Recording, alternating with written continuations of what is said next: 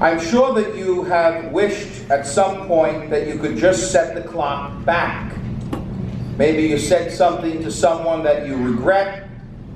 You want to start again. But really, it's impossible, isn't it? Sometimes we watch these movies and we see a jury and somebody says something, a lawyer or a person on the stand, disregard what that person said. That's what they tell the jury. But can they really? Can we start again? As Christians, we need to forgive others. Still, there are past hurts that always linger under the surface, don't they?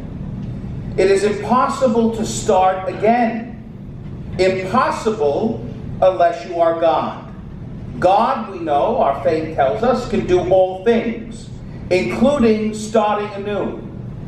Mankind, my brothers and sisters, was created to be in total union with God.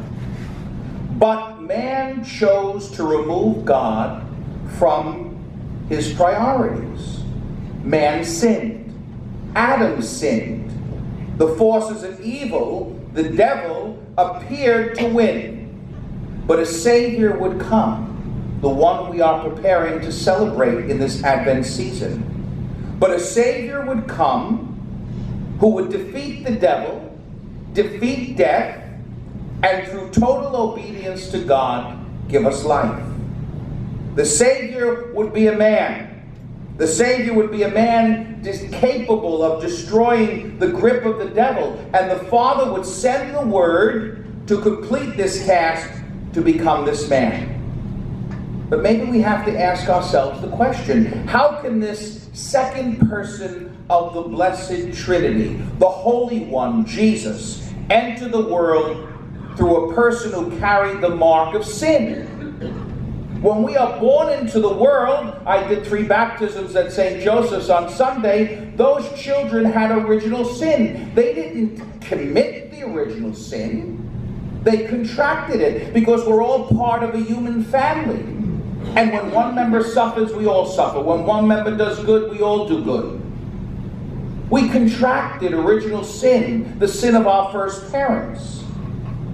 A person who was not holy, how could that person house the God-man Jesus Christ? Eve had to be holy, but then she sinned. The world needed a new Eve, and God started over again. God made that happen. The creation of the new Eve is what we celebrate today, the Immaculate Conception of our Blessed Mother Mary. There's a word that I will use in a prayer in a few moments called prevenient grace. What in God's name is prevenient grace? It's an important theological word, an important theological concept. It means that Mary was given the extraordinary grace of the Immaculate Conception in anticipation of the many graces that Jesus would give us from his death on the cross. That's what prevenient, before, right?